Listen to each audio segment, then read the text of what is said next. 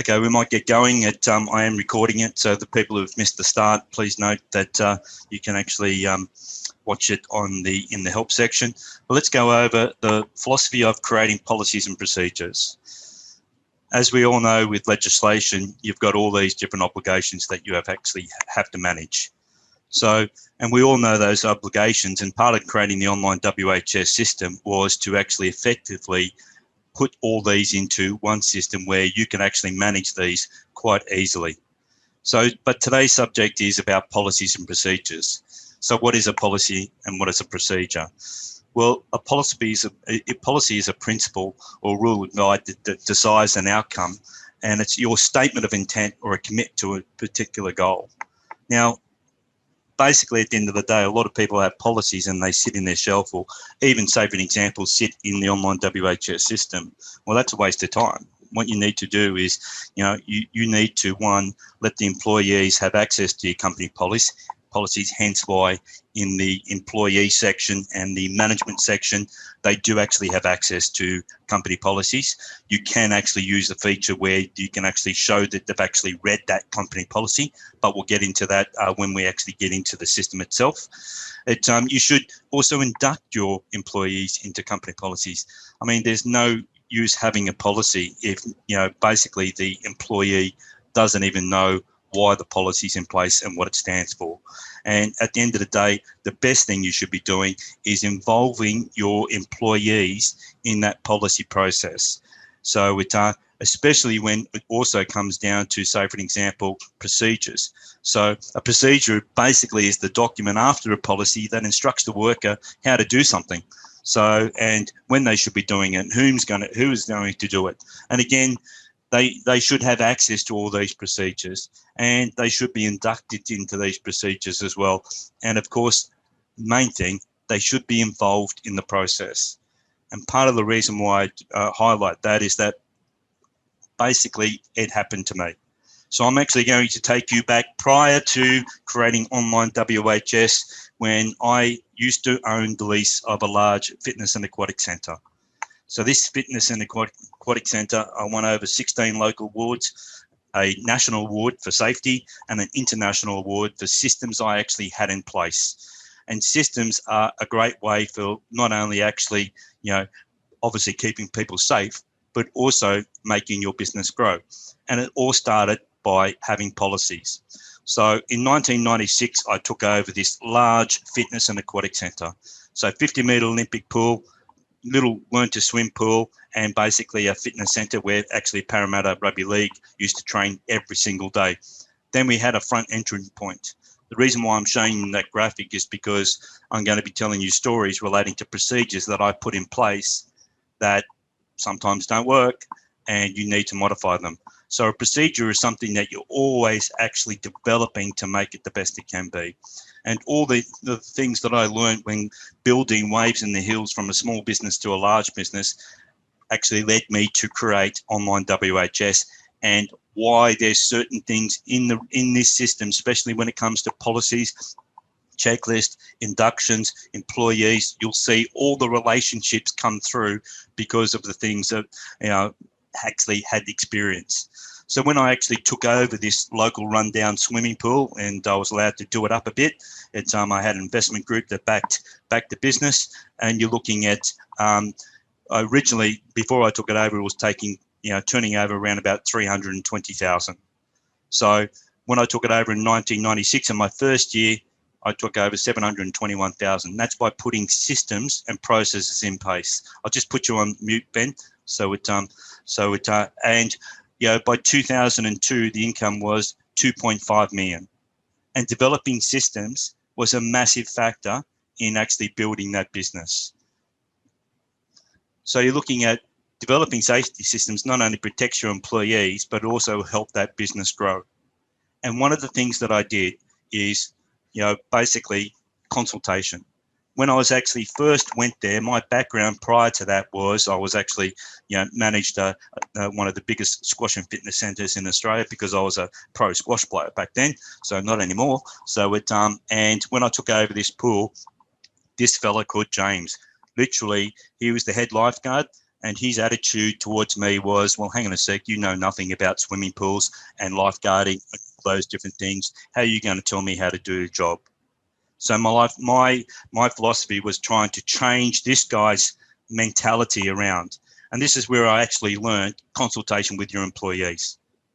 Hence why, say for an example, using the online WHS system, we're going to go through this story here in real live events, and then we're going to go into the system and show you where you should be doing exactly this and recording it, and also showing how you've actually done that and educating your employees. So this fellow here, so what I did is I decided to sit down and say, okay, James, I'm not going to tell you how you're going to do your job. You're the lifeguard. You know what you're going to do each day.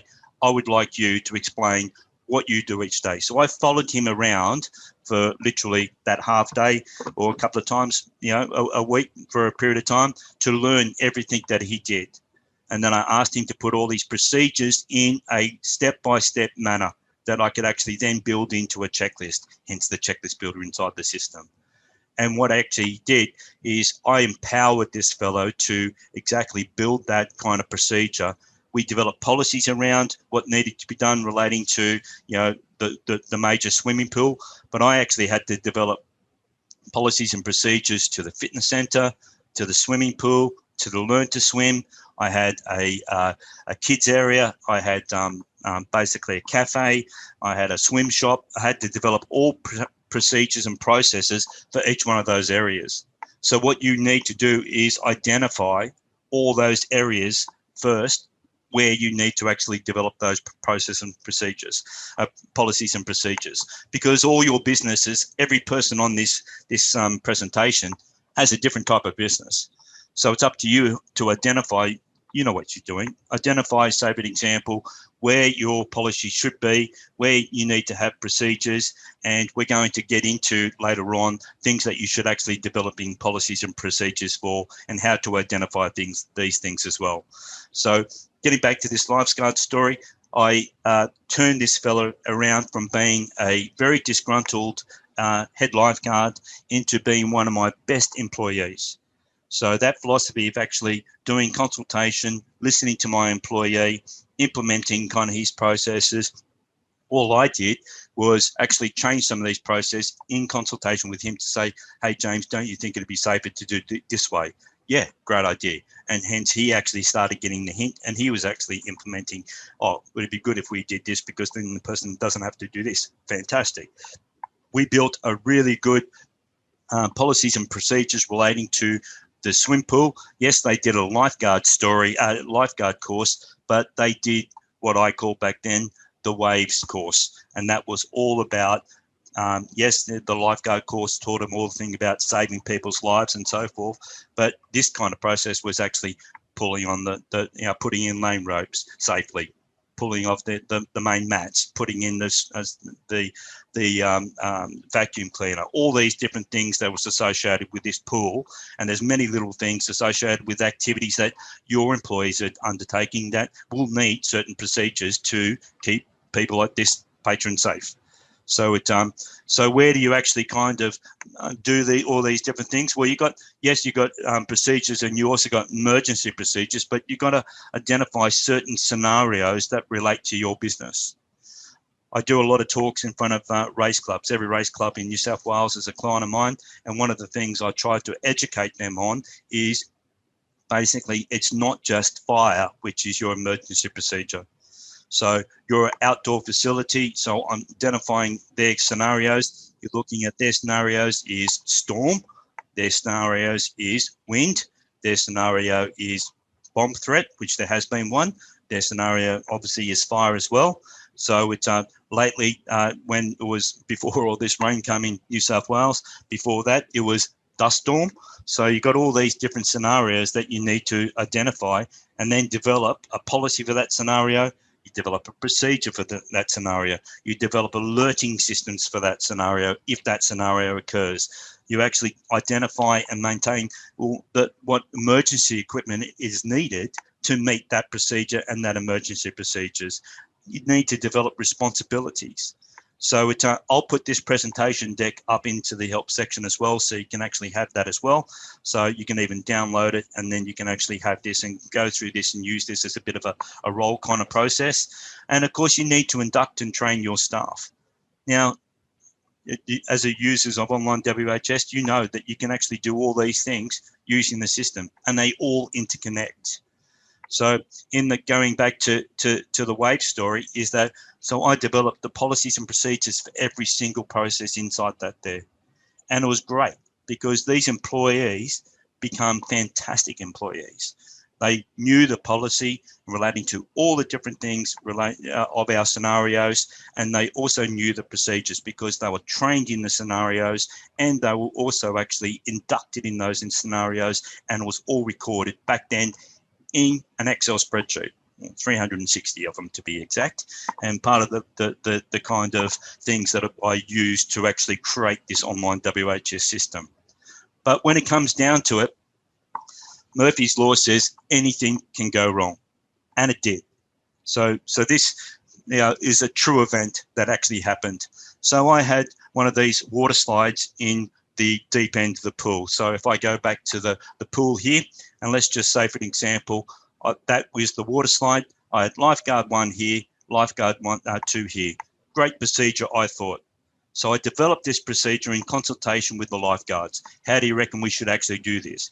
They've gone, if we had a lifeguard there, when the child went down the slide, they come across here, the person touched their hand on the side of the pool here, this person put their hand up, and then the next child was allowed to go down.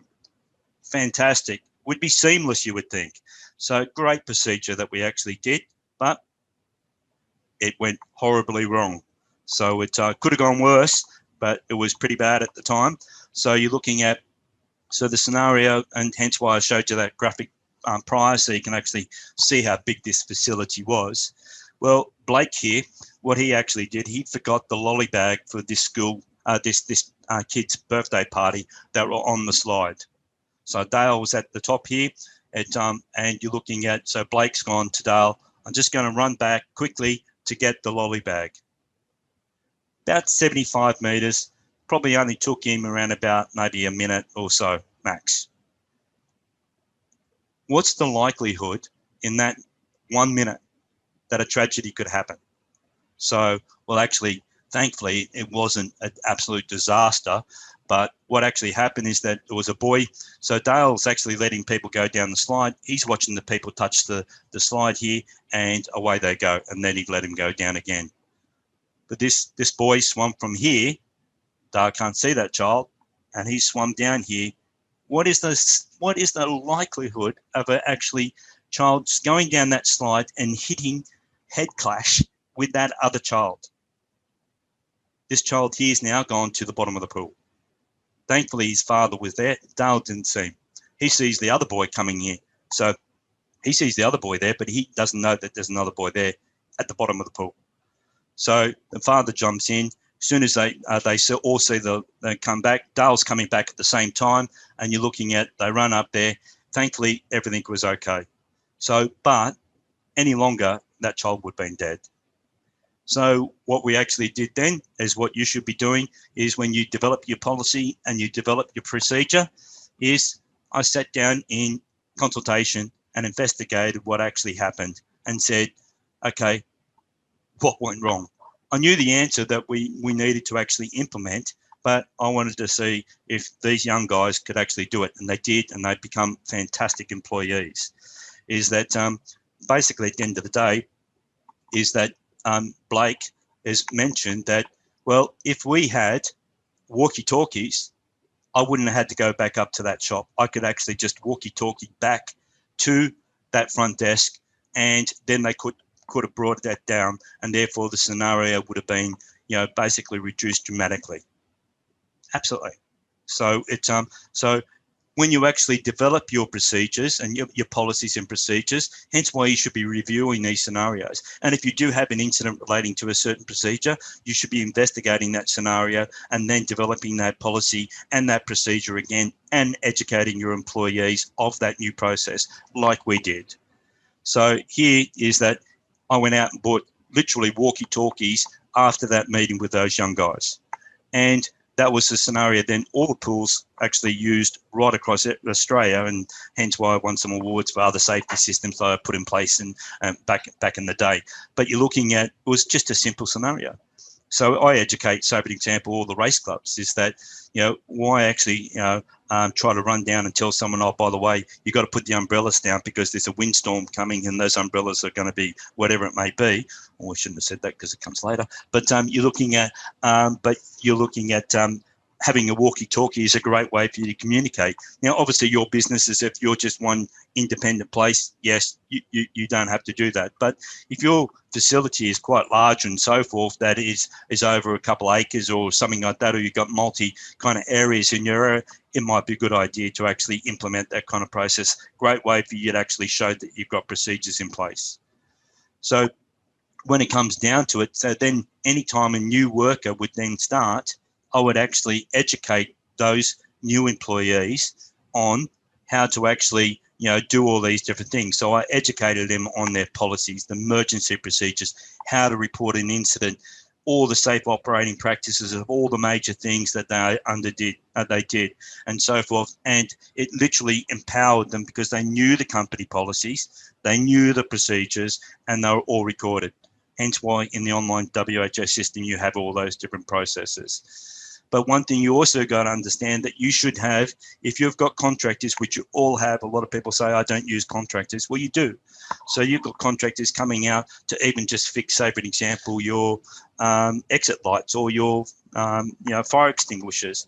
But if you've got machinery, you've got people coming out there to actually maintain that, you need to make sure that you've got policies and procedures in place. And your procedure should be using the online WHS system to manage your contractors. And that's why in that system it's got, make sure they enter their qualifications, make sure they've got the safe work method statements, make sure they've got their policies and procedures, and make sure they've got their insurances and permits. That's why it's in the system, for you to actually have that kind of process. So you should have your policy to say, yes, when a new contractor actually comes in, make sure that your safety officer or whoever it is managing your contractors knows is inducted and also knows the policy and procedure in when a new contractor starts in your business, because it will come back and protect you, believe me. So I had one client that literally, I did a presentation in front of these people. They put sprinklers in the roofs, and what actually happened is that these people, this one guy, he was too busy, so he got this other subcontractor to actually do that, but he didn't go through that process. What happened then is that you're looking at this contractor didn't actually put the valves inside there and douse this machine, and it literally destroyed that $70 million machine. So it was worth a fortune. And when it was investigated, that contractor wasn't actually insured or all those different things. So let's get to the online WHS system, because I know I blabbed on for about 20 minutes and we'll spend around about 10 minutes on the system and the philosophy of using certain registers inside the system to meet all those things that we actually just did. So if I do go to the policy register, hence why, say for an example, in this register, you've got a review date for continual improvement. You can actually put your policy here if you wanted to, but you can also upload your policy inside the system. Make sure that when you're actually uploading that document, it's a PDF document or Word document. So you could use, to upload the document, you're hitting this yellow arrow here, and to download the document, you're actually selecting this arrow here. This item here is actually, you can actually ask the employee to read that and fill in this document here, and they can say, select their name, to show that they've actually completed it. We are putting a signed on feature there as well. We are also actually, you've got here with the log, this document here is the last document uploaded. It will create a log. It'll also create a history of when you've actually done that. But you've also got these checklists. So this is very important. So you can build your procedures in the checklist builder and relate it back to this policy. So I'm actually doing this checklist relating to this policy, relating to whatever it may be. So that's why you'll see that the checklist feature is probably one of the most powerful features in your system, because it is related to literally every single register that it needs to be in your system. you're doing this this checklist relating to this policy, relating to this compliance, relating to this machine, relating to this activity. What a great way to do it. So make sure you see those relationships inside the system. You can download this register in a variety of reports, PDF or CSV, totally up to you. You've got the review date, which highlights this. There's going to be a feature later on where you can actually go update all those dates in one hit, but that's coming in. So it's, the procedure register really is at the moment just a document control register, like the policy register. So you can have your procedures there, but I highly recommend that you actually build your procedures in your checklist feature and relate it to all the other documents throughout the system. Hence why, say for an example, I'm losing my voice, sorry about that. So it's, you're looking at the induction builders there, so you can actually relate all those policies and procedures to that and highlight those in that induction section. So I highly suggest you don't do it all in one slide. You actually put each policy and put little bits, snippets of those policies throughout that induction, and then build, like say for an example, if you've got 20 policies, depending on the activities and the things that you undertake, you build maybe 20 slides and you ask so many questions on that. So it's like a true induction instead of just going, oh, read that and say, yes, you've read it, which really is not inducting a person into a certain process.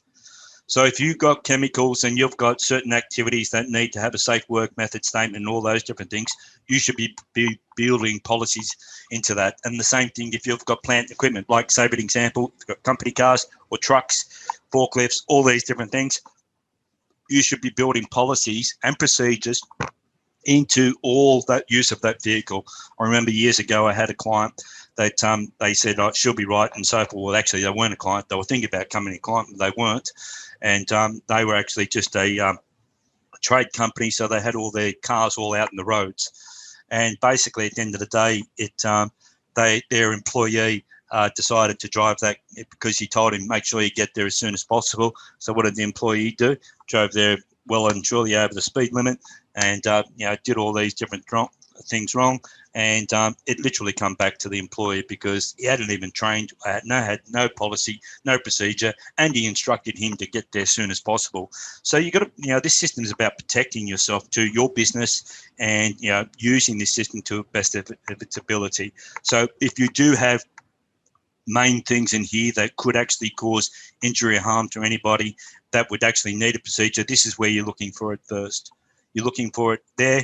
You're also looking and relating to certain activities and qualifications that, if they've got certain qualifications to meet a certain need, like working with children and all those different things, you would have a policy into that process. If you've got things relating to, working with people and working in staff and so forth, you definitely be having nowadays a bullying and harassing policy and so forth. So if you do need to know, what kind of policies you need to have in place, it's a good idea if you did actually speak to your industry body because they'll educate you if you're involved with that kind of process. So if you do that, it's a great way for you to do so. So, but using the system here, this is the great way for you to actually show that you've got systems in place, show that you've actually continually improving, show that you're inducting your employees inside these processes and you're relating to the activities. And by using this checklist feature, it is a great way for you to actually show that a person is following that procedure and recording it inside the system with their name and their signature. And sometimes I suggest you should be getting them to take their photo and doing so. So I hope that helps you understand the importance of having policies and procedures in place. And why the relationships of, say for example, the checklist feature and these feature all interlink into one system to make it that complete system and to help you manage compliance, but also show that commitment, which a policy is, to a certain kind of process that you're undertaking. Thank you for that. It's all in one breath, by the way. So I can have a large glass of water. If you've got any questions, please don't hesitate to give me an email. And but thank you for doing that. And I know it went a little bit over time. I could keep on going forever. I could have told you about the ice cream story, but I'll tell you that in another one when we do the incident management, which I think is coming up shortly in the next couple of months. Thanks very much, and good luck. Please let you know, it's going to be in this help section here, helpful sections, and you'll see that over the coming months, you'll be able to access that webinar.